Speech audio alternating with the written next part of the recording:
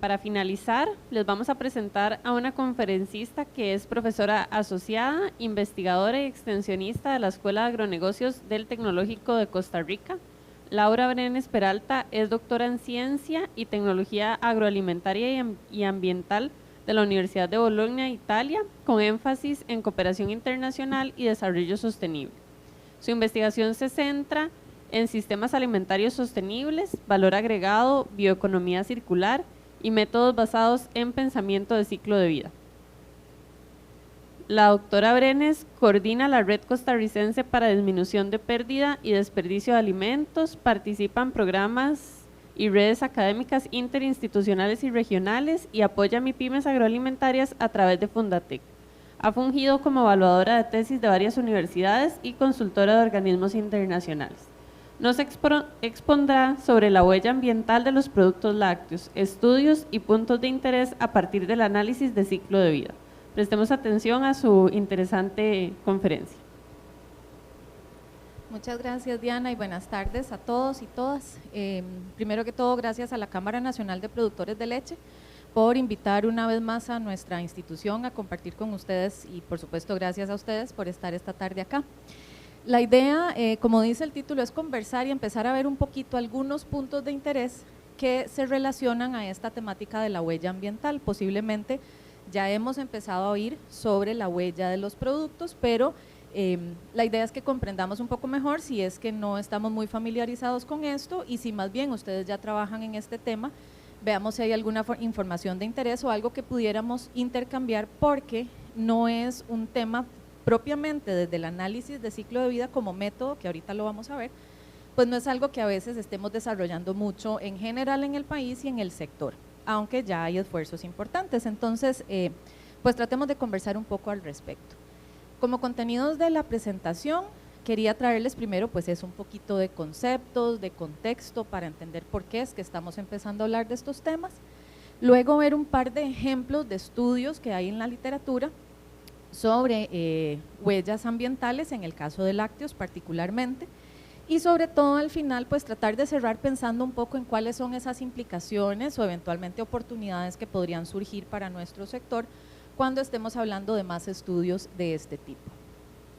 Entonces, bueno, arrancando con el tema de por qué tener que abordar estos temas de sostenibilidad, de ambiente, de gestión ambiental en los procesos productivos, tal vez como desde un contexto más amplio. No sé si ustedes han visto a veces publicaciones que salen en redes o en los WhatsApp que le mandan a uno y que le dicen, ¿sabías que a partir de tal fecha estamos viviendo ya con recursos de prestado? Bueno, hay todo un marco, ¿verdad?, una metodología detrás que nos habla de cuánta es la carga que las actividades humanas en general, ¿verdad?, económica, sea desde la parte de lácteos, industria, transportes, alimentación, etcétera, generan sobre el planeta, cuántos recursos consume y cuánto esto le significa al planeta poder soportar con los recursos naturales, aquellos que son renovables y que pueden estarse regenerando en nuestro planeta a partir de procesos naturales. Resulta que nuestras actividades se han ido volviendo tan intensas que empezamos a ver publicaciones, por ejemplo esta es basado en WWF, que nos habla sobre el día, se llama así el programa, ¿verdad?, el día de la sobrecapacidad de la Tierra, o sea, cuando sobrepasamos cada vez al año las capacidades que el planeta tiene para que sigamos subsistiendo, y vemos en la rayita roja como cada vez es más temprano en el año que agotamos esos recursos, o sea, conforme pasan los años, ¿verdad?, que es cada una de las barras, pues vamos aproximándonos a cada vez más y más días al año en los que estamos como agarrando recursos del año siguiente, si lo quisiéramos ver así. Por ejemplo, ahí lo podríamos ver por país, yo sé que está súper pequeñito, pero por ejemplo los que estuvieron en el Mundial de Qatar y sepan cómo se manejan los temas de energía, aires acondicionados, residuos, etcétera, podrán suponer que Qatar agota sus recursos el 10 de febrero de este año. Por el contrario, Costa Rica anda por ahí del 25 de agosto. Entonces estamos mejor que otros países, pero estamos cerca del promedio que hablaba que era el 2 de agosto más o menos a nivel global. Ese es como un tema un poco, ¿verdad?, y extraño a veces de conceptualizar, pero sobre todo lo que quiero es nada más ilustrar el hecho de que definitivamente tenemos que prestar atención y tratar de hacer algo al respecto con los sistemas productivos de los que tengamos alguna vinculación para tratar de alargar ese tiempo en el que estamos viviendo de prestado, porque esos recursos evidentemente se van a agotar en algún momento. Yendo un poco más a otros tipos de observaciones científicas, hay un marco también que se establece en 2009 que habla de los límites planetarios.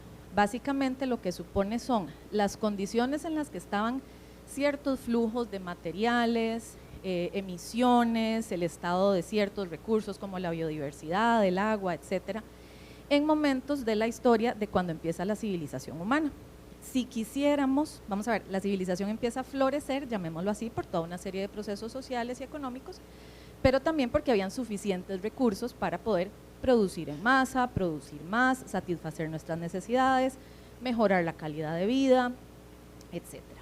Resulta que, ahí estamos hablando de hace como 10.000 años, si quisiéramos que esas condiciones que nos permitieron florecer se mantengan para suponer la vida tal cual la conocemos, debiéramos tratar de seguir operando dentro de los límites del circulito verde. Esos serían los límites seguros para que nuestro planeta y nosotros sigamos viviendo en él, porque todavía no tenemos ¿verdad?, certeza de que podamos estar en otro planeta con otras condiciones.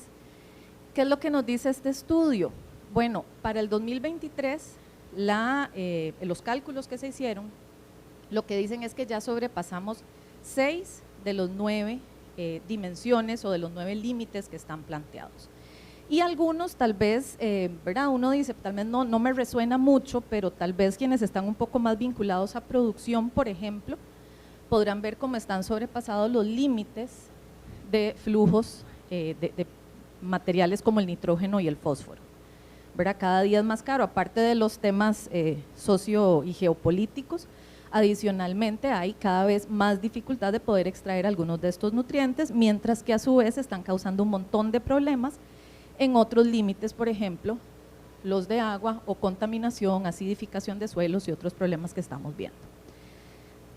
Ahí la coloración básicamente indica cuáles están ya terriblemente mal, ¿verdad? Los que están como en morado ya son una voz de alerta y significa que cada vez se nos va a ir haciendo más difícil poder sostener nuestra vida tal cual la conocemos, las comodidades que tenemos o simplemente la eficiencia, por ejemplo, productiva a la que estaríamos acostumbrados. Y el tema no es algo estático, si lo vemos desde 2009 y hasta la fecha, veamos como antes teníamos 3 límites que estaban ahí como en anaranjadito, ya para el 2015 fueron 4 límites y a este año 6 límites. Así que es un llamado de atención, definitivamente tenemos que hacer algo por ir mejorando esos sistemas productivos y pensando en un tema que no necesariamente incluso debiéramos pensarlo como de moda, sino también pues la misma regeneración de los sistemas debiera ser parte ya ahora pues del ADN del sistema productivo. Específicamente para el sector lechero, si pensamos en algunos de estos elementos también diríamos, bueno, eso es un problema de las grandes ciudades, etcétera. Sin embargo, sin entrar aquí en el debate que si el cambio climático existe o no, lo que sí es cierto es que encontramos sistemas donde a veces parecen haber mejores balances, mejores condiciones, servicios agroecosistémicos que están promoviendo que esa producción se pueda seguir dando, mientras que hay otros que empiezan a verse agotados. Además hay cambios en esos patrones de lluvias, hay desgaste de los suelos, temas que creo que para quienes estén vinculados a la producción primaria pues no tendría que contárselos porque los experimentan lamentablemente día a día. Y si nos vamos un poco más a los temas de agregación de valor, ¿verdad?, si pasamos de esa producción primaria y nos vamos a la parte industrial, pues también hay dificultades a veces en acceder a algunos productos, o bien hay cada vez más regulaciones también y situaciones que hacen que se tengan que tomar decisiones diferentes en función de los empaques, de cómo manejar los residuos, de cómo manejar los temas energéticos. Hoy día, parte de esas medidas de las que estoy hablando, pues realmente derivan de procesos globales, que también es muy posible que todos los hayamos escuchado, como es la Agenda 2030 de Desarrollo Sostenible y los 17 Objetivos de Desarrollo Sostenible, y procesos o estrategias que se están dando regionales como el Pacto Verde Europeo. Igualmente aquí podríamos decir, bueno, allá es Europa, acá no tendríamos mucho que ver con esto, No somos como socios comerciales, digamos como que Costa Rica esté colocando gran cantidad de productos y lácteos, particularmente en esta región, pero lo cierto es que en este momento Europa está tratando de reposicionarse como líder en muchos esquemas productivos. Entonces, el empuje que están dando a ciertas estrategias de sostenibilidad impulsadas por el Pacto Verde y detrás de este, por ejemplo, la estrategia de la granja a la mesa, que es la que tendría que ver más directamente con sistema agroalimentario e igualmente otros como el plan de economía circular y demás, definitivamente van a empezar a impulsar también otros mercados hacia la búsqueda de un movimiento a sistemas alimentarios más sostenibles. Y bueno, ¿qué significa ser más sostenibles? Esa es una pregunta enorme. Somos también pues víctimas de, digámoslo de alguna forma, si nos ponemos como consumidores, de todo un greenwashing donde por cualquier cosa nos dicen que el producto es sostenible, y tenemos que empezar a buscar medidas que nos hablen un poco más de cómo realmente un producto pues estaría en una mejor condición de desempeño ambiental o incluso de sostenibilidad, recordando que la sostenibilidad en su definición pues tiene que ver no solo con la parte ambiental, sino con que genere un rédito, que genere un resultado económico positivo y también social. En este sentido, y amparándonos un poquito en lo que dicen los objetivos de desarrollo sostenible, hay un gran tema que es el de producción y consumo. ¿Por qué se le da tanto énfasis a ese objetivo número 12 de los ODS, de producción y consumo? Pues básicamente porque esas son las dos fuerzas impulsoras de las economías, ¿verdad? Si uno produce es porque hay alguien que demanda, si yo demando es porque tengo a alguien que me oferta productos. O esto es lo que mueve justamente que hayan también nuevos productos para tratar de satisfacer esas demandas, esas condiciones biológicas, de aumento de población, de gustos y preferencias incluso de los consumidores. Pero llámese producción o llámese consumo, por supuesto somos altamente dependientes del entorno y de los recursos naturales. Hasta el momento no hemos aprendido a hacer, aunque haya algunos procesos en laboratorio y demás, ¿verdad?, de producción de carne de laboratorio, pues no son, por ejemplo, ni altamente eficientes todavía, y de alguna forma se necesita algo proveniente de la naturaleza para poder generar algunos de estos productos. Entonces el caso de lácteos claramente no es extraño para esto. Entonces somos altamente dependientes de esos recursos que, si nos remontamos a las diapositivas anteriores, se están agotando o se están viendo altamente lesionados por las actividades económicas que estamos haciendo. Entonces, ese objetivo le mete la palabrita, ¿verdad?, de producción y consumo sostenible o responsable, y lo que nos plantea es tratar de hacer más con menos. ¿Cómo se hace más con menos? Siendo más eficientes. Básicamente esa es la forma bonita y positiva de decirle en una sola palabra. Se trata de desvincular ese crecimiento económico que sí puede existir, pero desvinculándolo de esa degradación ambiental, y aumentando la eficiencia en el uso de los recursos y promoviendo estilos de vida sostenibles. ¿Por qué estilos de vida? Porque ahí es donde vinculamos no solo empujar la producción de cierto tipo, sino también tener quien jala esa producción desde una visión un poco más de sostenibilidad, o con consumidores que empiezan a ser un poco más conscientes o quisquillosos y empiezan a preguntarse de dónde viene también esa producción, así que hay que responder un poco a ello. Básicamente entonces tratar de pensar en producción y consumo sostenible se materializa cuando pensamos en un enfoque que es muy válido y que ya está bastante probado, que se llama pensamiento de ciclo de vida. De hecho, quienes hayan estado en años anteriores, hemos venido ya en esta sala hablando varias veces de qué es esto del análisis de ciclo de vida, cómo se puede trabajar, qué pasaba con los aspectos ambientales. Recuerdo que era la charla que yo daba el año pasado, y lo que empezamos a ver es que a la hora de empezar a pensar, por eso se llama así, pensamiento de ciclo de vida, tenemos que empezar a conceptualizar los productos y los procesos en los que nosotros estemos involucrados desde la perspectiva del ciclo de vida de ese producto o servicio. ¿Qué quiere decir esto? Debemos empezar a considerar efectos ambientales, económicos y sociales, si queremos hablar de sostenibilidad realmente, de balance, de un producto, pero a lo largo de todo su ciclo de vida, es decir, desde la extracción de materias primas hasta la disposición final, lo que ya no tiene ningún uso, de ese producto que estemos generando. En la jerga de la CV, del análisis de ciclo de vida, normalmente se habla pensar desde la cuna hasta la tumba, o sea, como si fuera vida, ¿verdad?, un producto, desde que nace hasta que se nos acaba el producto. Eso quiere decir que, por ejemplo, si estamos en la fase de producción, ya sea primaria o industrial, es importante salirse un poco de la caja y ya no solo pensar en lo que pasa a las puertas adentro de la planta de proceso, sino pensar de dónde viene antes, ¿verdad? De dónde venían esas materias primas, esa leche, cómo estaba producida, por ejemplo, qué pasa con los aditivos, qué pasa con los empaques, y también pensar a lo largo del diseño de producto, qué pasa cuando sale de mi planta. ¿Se le facilita al cliente poder hacer un proceso de reciclaje del empaque? ¿O no? Uso un empaque que no se le puede hacer nada y solo queda la posibilidad de hacer disposición final. Hay una forma de tratar de recuperar parte de esos residuos y a lo mejor los puedo reinsertar en el mismo sistema productivo. Esas reinserciones incluso nos llevan a otro tema que seguramente otro día conversaremos, que tiene que ver con la economía circular y con la bioeconomía. Pero básicamente lo que nos plantea es eso, desde la conceptualización de un producto o de un servicio, hay que pensar de dónde viene y hacia dónde va, porque todos estos van a tener implicaciones en esa huella, en esa carga ambiental que le estamos generando al sistema productivo. Entonces, bueno, hace un momentito decía que el pensamiento de ciclo de vida hablaba de sostenibilidad y que trataba las tres áreas, ¿verdad? La económica, la ambiental y la social. De hecho, hay métodos específicos para valorar cuál es ese impacto a lo largo del ciclo de vida desde el punto de vista económico, incluso está bastante más desarrollado desde la contabilidad, las finanzas, etcétera, pero también hay estudios que tienen que ver con lo social. Sin embargo, hoy nos vamos a detener un ratito por cuestión de tiempo a hablar del método que propiamente trabaja sobre la parte ambiental. Y reitero que sería como un principio porque en algún momento tenemos que abordar necesariamente todo lo demás.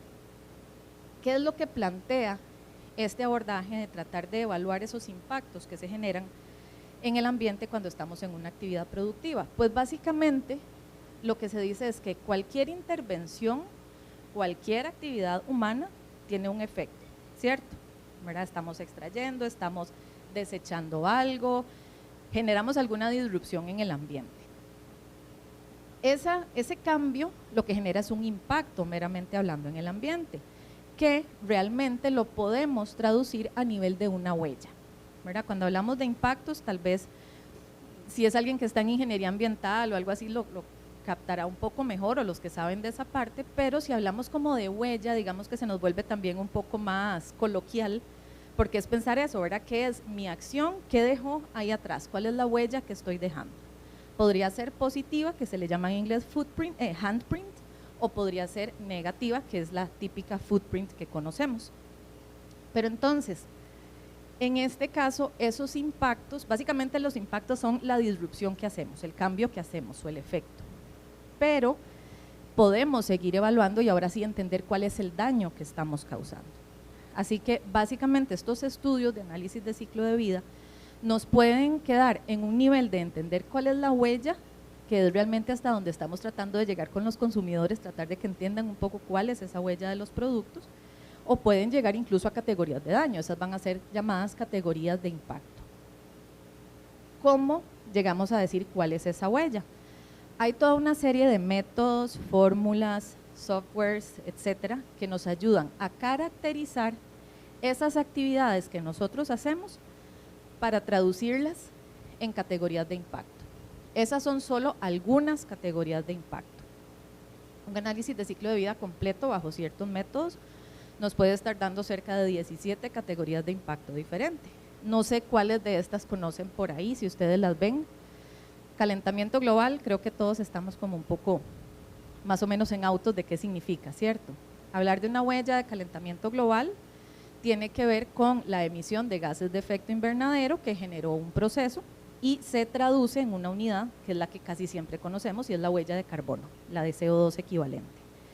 Igualmente, para las otras categorías de impacto vamos a tener otras unidades equivalentes. Eso de las unidades equivalentes es como para tratar de decir que conocemos el efecto, por ejemplo, que tiene el fósforo en el agua.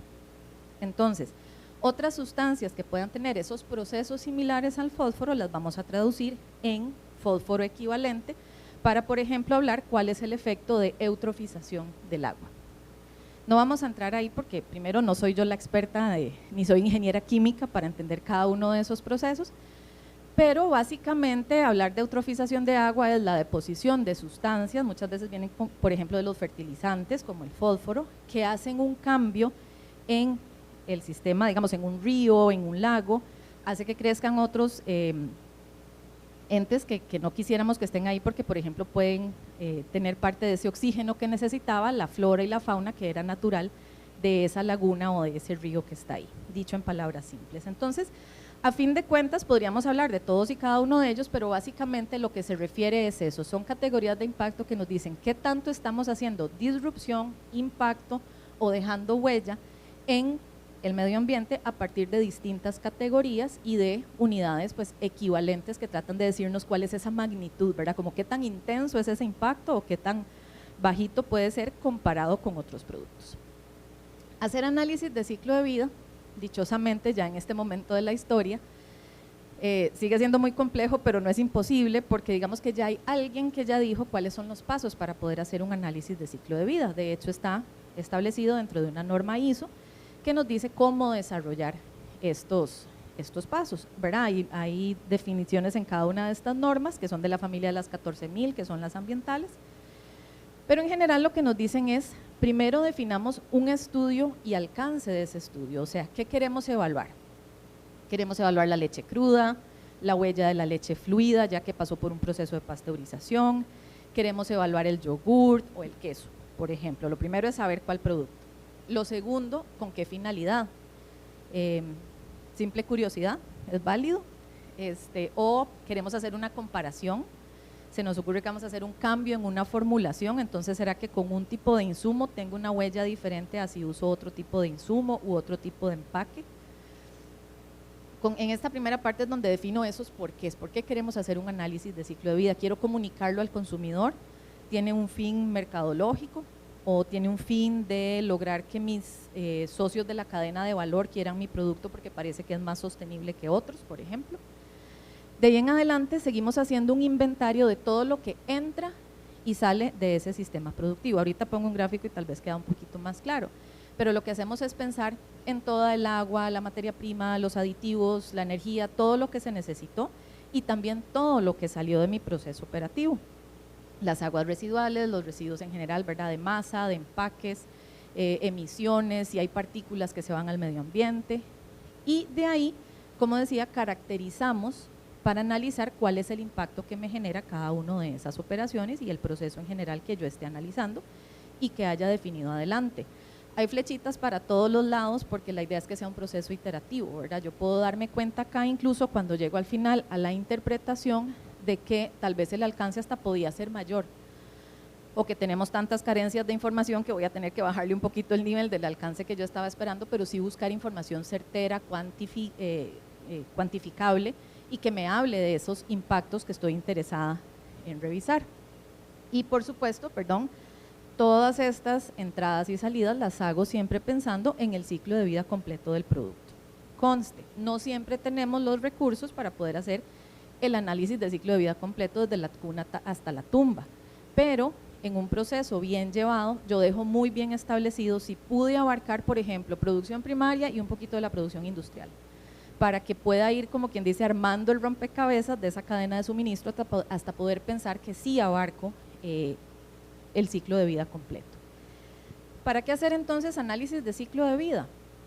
Por un lado nos puede ayudar a diseñar procesos o productos, ¿verdad? Alguien que esté en la parte de desarrollo de productos y que tiene, por supuesto, alguna presión también de la parte comercial por decir, bueno, ¿y qué tanto podemos vender este producto como sostenible? Puede pensarse en el desarrollo, en la formulación, haciendo un análisis de ciclo de vida para ver cómo se me comportan los diferentes escenarios en términos de ese impacto ambiental que estoy generando. Puede ser para hacer cambios, esto sería parecido, para hacer cambios o productos en productos y procesos y compararlos, ¿verdad? Cuando le dicen a uno, cambie todo el sistema eléctrico a paneles solares. Bueno, ahí hay que tener ciertas consideraciones, claro, puedo bajar cierta carga de la carga que me genera, del impacto que me genera la carga energética, pero hay que pensar también en la vida útil de esos paneles, el mantenimiento, también eso tendrá impactos o no, o es enteramente cero impacto, ¿verdad? La realidad es que en este mundo no hay nada cero impacto, entonces hay que irlo considerando y como desmenuzando sus partes. Da soporte a toma de decisiones con datos concretos, lo que les decía ahora.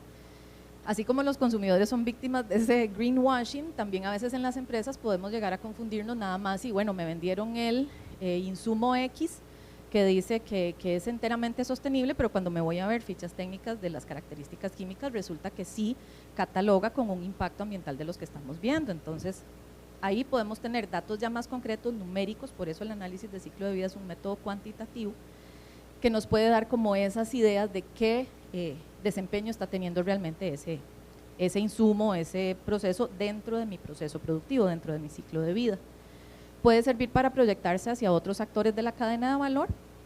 Eventualmente podríamos estar teniendo clientes o consumidores que nos pidan ciertas características, incluso el solo hecho de declarar cuál es la huella ambiental del producto, eso podría suceder.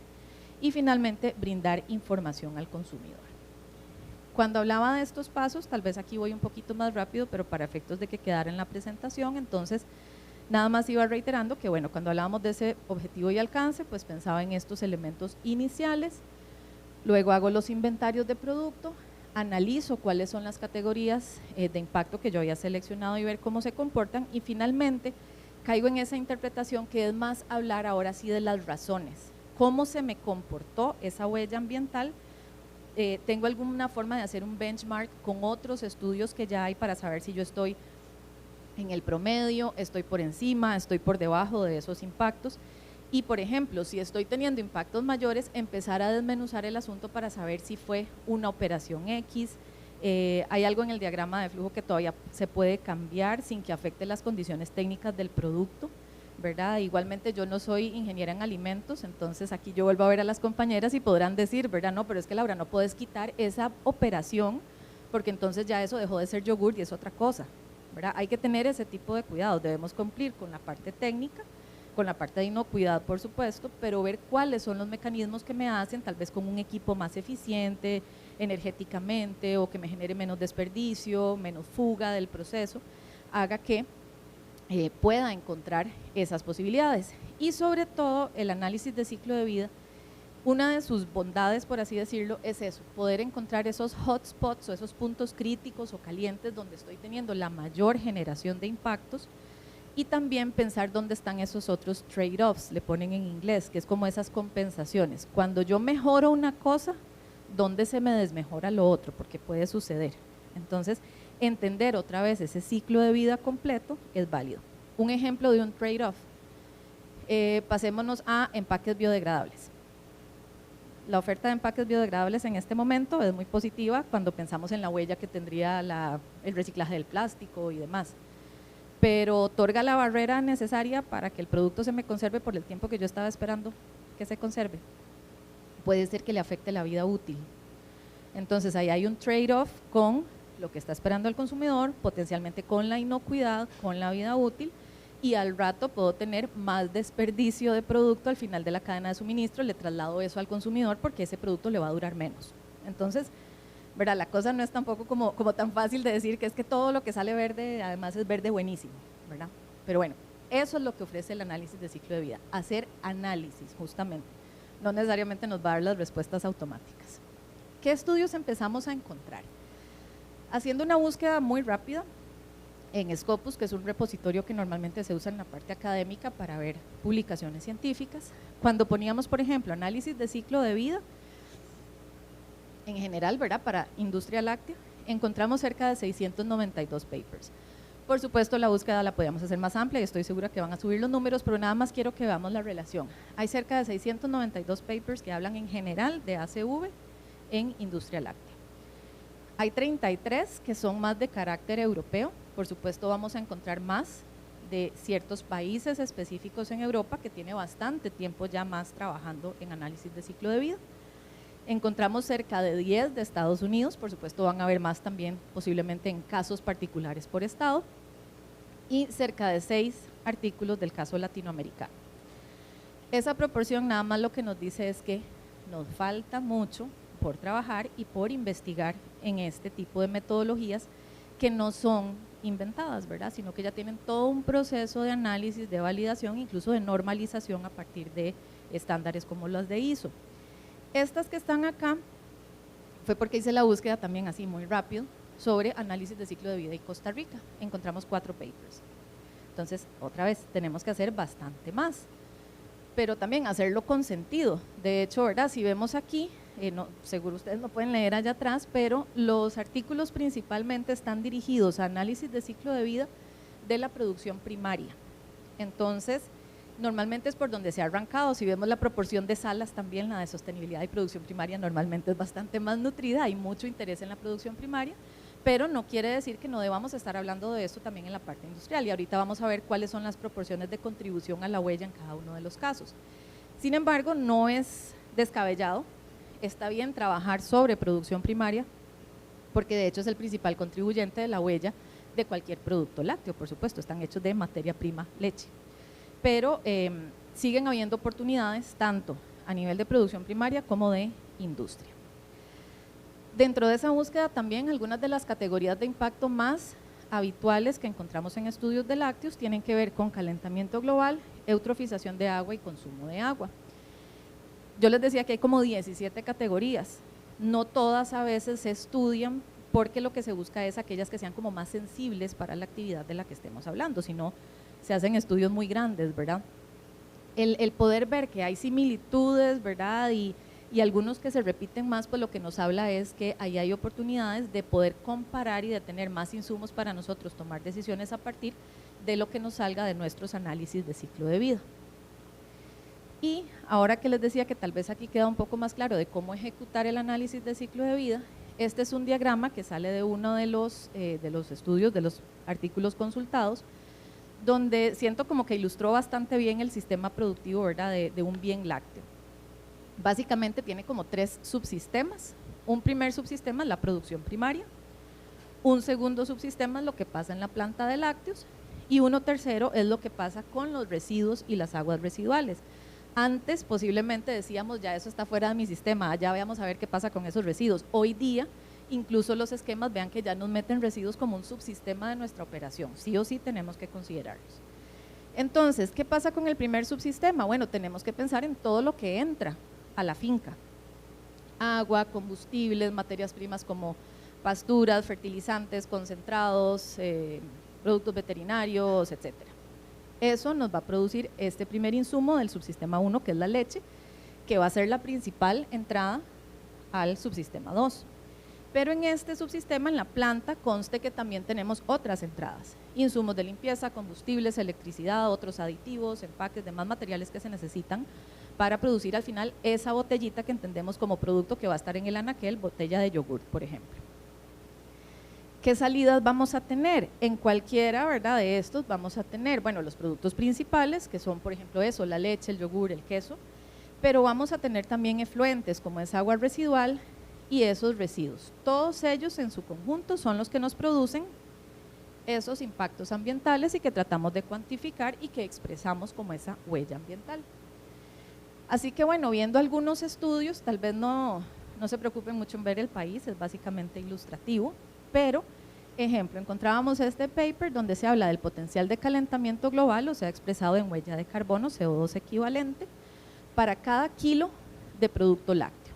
Entonces, ¿qué podemos ver aquí? Eso está como en rangos, ¿verdad? Por ejemplo, la leche pasteurizada, de acuerdo al estudio que hicieron, arroja por cada kilo de leche pasteurizada una huella de 1.25 a 1.67 kilos de CO2 equivalente, ¿verdad? Y así va a ser para cada uno de ellos. ¿Qué encontramos? La mantequilla, por supuesto, tiene una huella altísima. ¿Por qué será? Por un tema de rendimiento, básicamente. Necesitamos mucha materia prima que viene de este subsistema que tenía todas estas entradas y efectos y ambientes y residuos e impactos que hay que concentrar mucho, ¿verdad? Y quitar muchas cosas hasta llegar a ese poquito de grasa que es el que nos da ese producto que nos interesa. Entonces hay un tema de rendimiento de por medio. Le sigue el queso y podemos ver que, por ejemplo, productos como la leche pasteurizada, la UHT o el yogur andan en rangos relativamente, ¿verdad?, cercanos de la huella que puedan tener. Si quisieran ver, pues ahí están las otras categorías de impacto, pero no me iba a detener mucho en eso. ¿Qué interpretamos de esos resultados que estamos viendo ahí? Bueno, pues por un lado que la producción de leche sabemos que es el mayor contribuyente de ese impacto que estamos viendo, de esa huella de carbono que vimos de cada uno de esos productos lácteos. Sin embargo, cada uno de ellos tiene también impactos diferentes. ¿A qué se debe? Bueno, cuando desmenuzamos el subsistema 2 y 3, nos damos cuenta que, por ejemplo, la energía es un importante contribuyente también de la huella de carbono ya para cada uno de los productos. Le siguen también los insumos y los aditivos. No es lo mismo producir con un insumo importado con otro que sea local. Y también algunos de estos insumos, después del proceso que se hace, puede ser que tenga algún efecto residual que genera un impacto importante, por ejemplo, a nivel de aguas. Y después los temas de residuos. Si nos imaginamos como el 100% del impacto, ¿verdad?, que no está dibujado hasta el 100%, aquí nada más estamos viendo en estas barras el impacto con el que contribuyen los subsistemas 2 y 3. Recordamos que el 2 es lo que pasa en la planta de proceso y 3 lo que pasa con los residuos. Y vemos justamente esa proporción.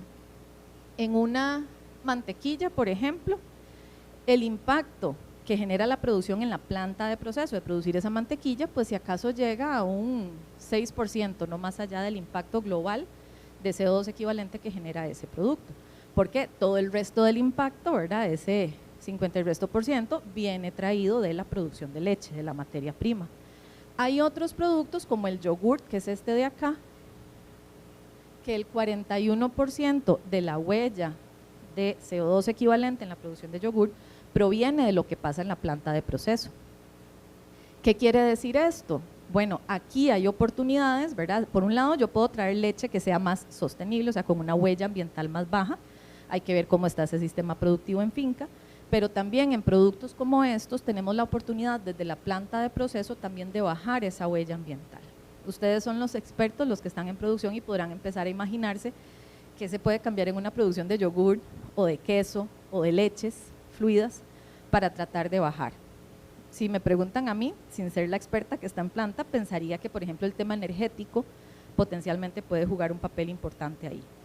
¿Qué pasa? Bueno, en Costa Rica a veces decimos, es que ya no sé por dónde más bajarle porque nuestra matriz energética es relativamente sostenible, ¿verdad? Mucho más que si la comparamos con otros países. Sin embargo, la eficiencia energética siempre puede mejorar con equipos, ¿verdad? Si tenemos equipos ya un poquito más viejitos, obsoletos, posiblemente no van a ser tan eficientes como otros que están más a disposición ahorita en el mercado. Si vemos el caso Brasil, sin entrar en mucho detalle por tema tiempo, nada más quería hacer la comparación entre dos países X, cualquiera que sea, que mismos estudios, ¿verdad?, para mismo producto, en mismo método, que es análisis de ciclo de vida, nos dan huellas muy diferentes. ¿A qué se deberá eso? Las razones podrían ser muchísimas. Uno, qué tan detallado fue el estudio, ¿verdad?, qué tantas entradas y salidas realmente cuantificaron, ¿verdad?, puede haber un tema de método detrás de esto, pero también puede ser el origen de algunas de las materias primas. Traer materias primas, por ejemplo, normalmente acarrea también una alta huella ambiental al proceso productivo. Entonces alguien dirá ahí, bueno, pero Brasil también es un buen productor de leche y tiene sistemas de pastoreo y demás, pero si lo vemos en industria láctea habría que ver qué tantos de esos aditivos, empaques y demás están produciendo localmente y qué tanto también es importado. Eso, en mi opinión, ¿verdad?, se asemeja un poco a nuestro caso costarricense. Qué tanto estamos tratando de poder abastecer localmente y qué tanto tenemos necesariamente hasta la fecha que acceder desde mercados externos. Entonces, bueno, hay algunas coincidencias, como que normalmente la leche cruda es la que contribuye mayormente a la producción, que en planta hay aspectos como la energía y aditivos que contribuyen al impacto, y los empaques y los residuos y la forma en la que estamos tratando esos residuos son los otros contribuyentes que debiéramos estar pensando para tratar de bajar huellas ambientales en los productos. Esta básicamente es la misma explicación gráfica. Y bueno, algunos posibles cambios que entonces podríamos estar valorando, no es que hay que hacerlos, ¿verdad? Mi recomendación no es cambie todo esto, hay que valorar qué aplica dentro de la industria láctea. Podría estarse enfocando en temas como de revisión de procesos, ¿verdad?, para evitar mermas excesivas, para buscar mecanismos de mayor eficiencia, valorar insumos tanto en origen como en tipo. Varios de estos papers hablaban, por ejemplo, de hacer cambios en ciertos aditivos para la producción de quesos, que podrían tener otros que sean un poco más amigables o con menor huella incluso de traída local. Se habla de empaques, fuentes de energía y por supuesto de materia prima.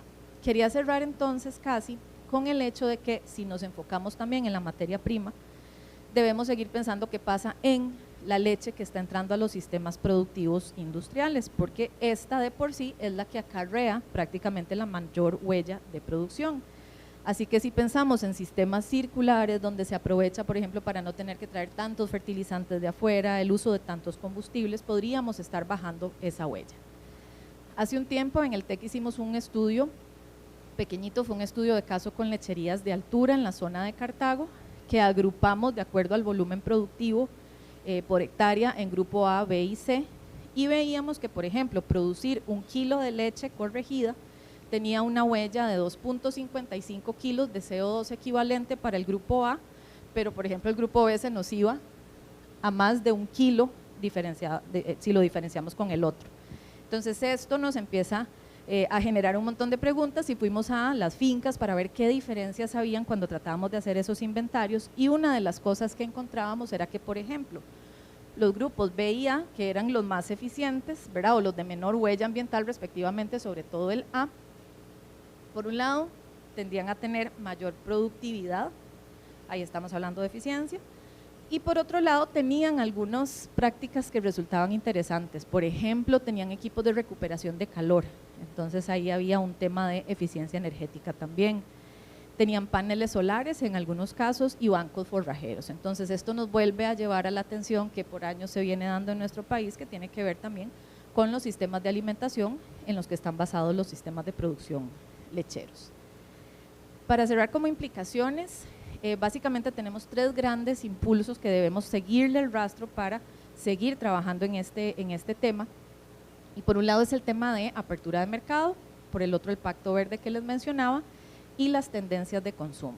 Si nos quedamos con el Pacto Verde, realmente aunque la estrategia es ambiciosa y disruptiva, va porque va aparentemente y nos está planteando cosas que, repito, no es tal vez de una incidencia directa en Costa Rica, al menos en lácteos, tal vez sí en otras agrocadenas, pero que sí nos impulsan, ¿verdad?, que otros mercados empiecen a ver las posibilidades de esa carbono neutralidad, de cuidar este clima, biodiversidad, de reducir emisiones.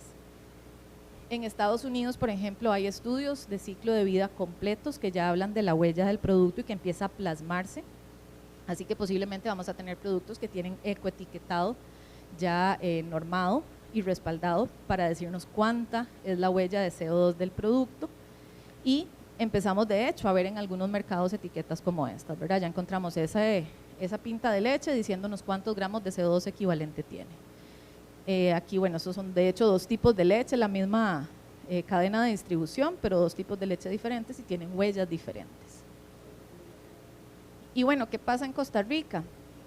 Hemos empezado a ver algunos sectores que ya hablan más de análisis de ciclo de vida. FIFCO ha estado trabajando desde hace tiempo con la huella, ¿verdad?, en el caso de la cerveza, bueno, de sus productos en general. Y esta es una publicación de hecho que me encontraba ayer en Facebook, donde por ejemplo lo que promueven es eso, ¿verdad? ¿Para qué sirve un ecoetiquetado o un etiquetado ambiental? Para, por ejemplo, bueno, recibir un mejor desempeño ambiental, elegir un producto con un factor beneficiador y orientar más adecuadamente al momento de seleccionar productos de acuerdo a parámetros ambientales. ¿Cómo lo está entendiendo el consumidor? Eso es otra cosa. Tenemos que trabajar bastante más en eso, pero el hecho es que va a estar presente en el mercado cada vez, posiblemente de forma más constante, la declaración o esa etiqueta que hable del desempeño ambiental de los productos. Dichosamente en Costa Rica desde INTECO hay normas para ecoetiquetado, pero lo que nos falta es tener el estudio de análisis de ciclo de vida, porque yo no puedo tener un ecoetiquetado si no he hecho un estudio de ciclo de vida previo que me hable de esas categorías de impacto y cuáles son esas magnitudes de esas categorías de impacto. Y por último, esa fuerza impulsora pues básicamente es lo que está pasando con el mercado. Estos son solo 3 pantallazos de algunas fuentes que hablan de tendencias de consumo para 2023 y en todos los casos, si lo leemos, vamos a ver que el sector alimentario transita hoy día entre la convivencia entre lo natural, lo artificial, la sostenibilidad, la seguridad alimentaria y ahí sigue. En otros casos, sostenibilidad y salud marcan las tendencias de consumo y en otro caso, aquellas alternativas de consumo sostenible van a seguir siendo la norma entre los consumidores que empiezan a ser cada vez un poco más conscientes. Cierro con esto, les agradezco muchísimo la atención y quedo atenta en caso de que hubiera alguna consulta.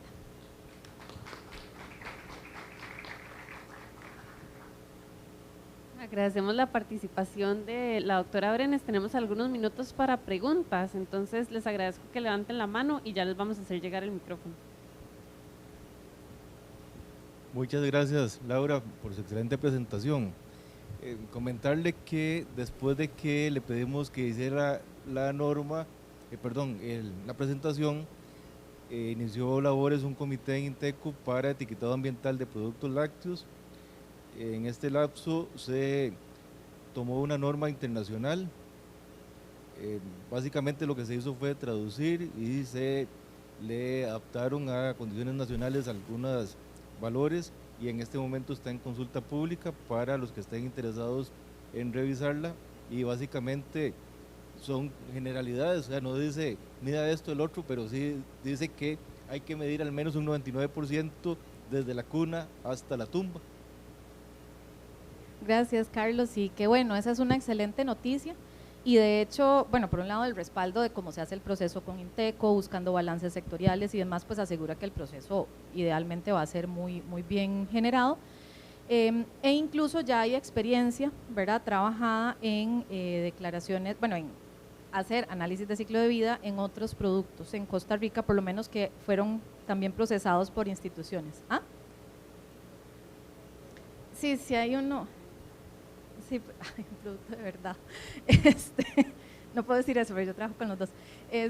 Pero digamos, hay experiencia porque sí, normalmente esa norma, ¿verdad?, que se le llama la regla de categoría de producto, o sea, si estamos en una categoría que se llama lácteos, tenemos que seguir como las reglas del juego para saber qué le medimos, ¿verdad? Y no a inventarnos que yo le voy a meter ciertos aditivos y yo no se los pongo, ¿verdad?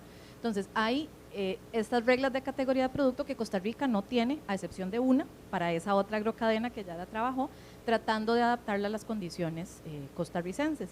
Entonces, hay algunas reglas de esas incluso que están vencidas, habían salido por el EPD, los PCRs, pero lo importante es eso, más bien hacer el llamado a que los países y los sectores empiecen a trabajar con la regla que se considera que es válida para su país, pero que sobre todo promueva esa transparencia a la hora de dar los resultados, ¿verdad? En esas etiquetas que veíamos ahí de los de Tesco, las de leche, en teoría debiéramos pensar, ¿verdad?, que la gente puede realmente tomar una decisión entre producto A y producto B porque están como en igualdad de condiciones. No se vale que a uno no le haya metido la huella de la producción primaria y al otro sí, por ejemplo. Eso es básicamente lo que tratan de hacer esas reglas de categoría de producto, poner como en el mismo nivel a todo el mundo, y nos dice incluso sobre qué unidad funcional debiera estarse haciendo la declaración de esa huella. Así que excelentes noticias. Hola Laura, muchas gracias por la charla.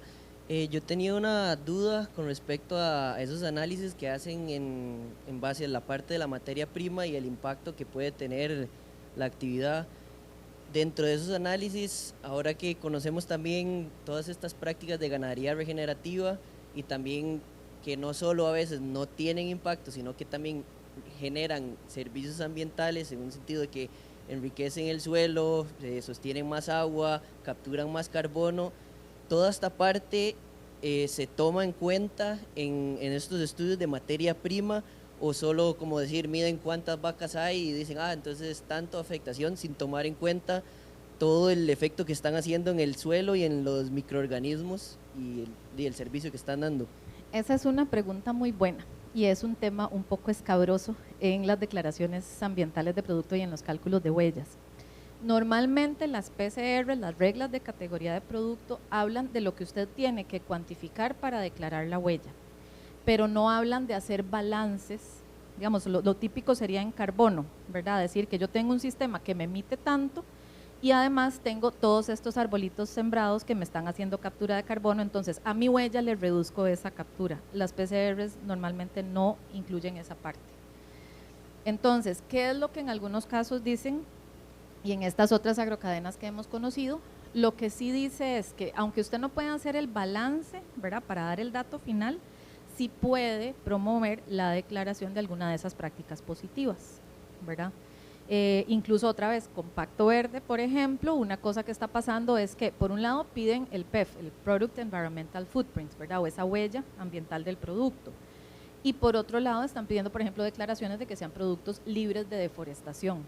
Entonces, en teoría debiera haber como un acompañamiento de todas las prácticas, las buenas y las malas, Pero en ACV, estrictamente, normalmente, hablamos de declarar el impacto que tiene, el footprint. En ACV social sí es más habitual tener también el handprint, hablar de dónde están esos beneficios sociales que una actividad está generando. Pero lo cierto es eso, hasta que no se hagan, ¿verdad? Hasta que no pase esa consulta pública para ver cómo está establecida esa regla de categoría para Costa Rica, qué cambios se le irán a hacer, no sé, después de la consulta pública, qué primeros estudios empiezan a surgir y después posiblemente necesite una actualización cada cierto tiempo, pues no podríamos saber si eso se va a incorporar. Pero normalmente un ACV lo puede declarar, pero no se lo puede restar, digamos, al proceso. Lo que tiende a suceder sí es cuando hay recirculación de productos, ¿verdad? Como de residuos que se reincorporan, sí valorar realmente la huella que tiene la reincorporación, o sea, no puedes contabilizarle también el proceso productivo que por sí me originó el residuo como la excreta que estoy reincorporando, solo hacer la reincorporación. Por ahí va. Sí, ok, gracias.